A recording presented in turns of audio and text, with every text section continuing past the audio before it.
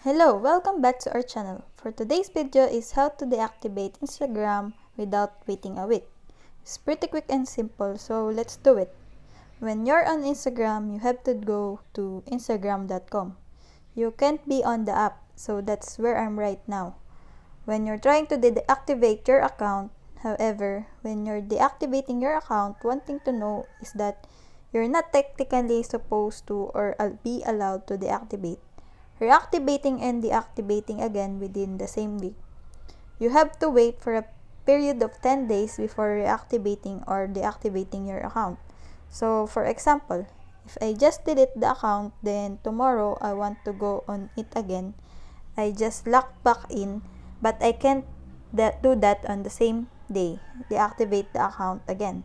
However, there is a way around it and I'm going to show you right now. If I'm on Instagram.com, what you want to do is get out and go to your phone settings. Then from there, you'll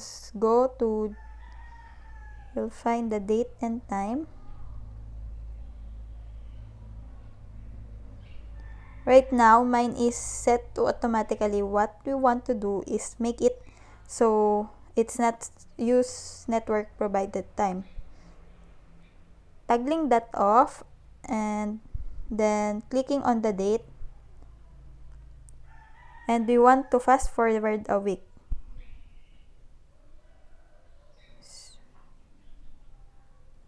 We're tricking the phone and tricking Instagram into thinking it's been a whole week so that you can go ahead and reactivate or deactivate your account. Now, I just make it maybe a day after the week just to be careful.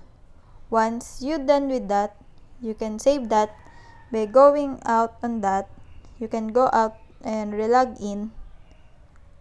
So, log out of your Instagram, then log back in, then go to the same steps you were before. So, you'll go to the profile, edit profile, go all the way down, and press temporarily deactivate my account.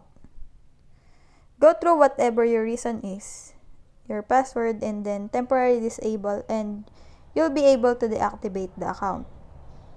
If you guys have any question, let us know in the comments below. If not, don't forget to subscribe and like.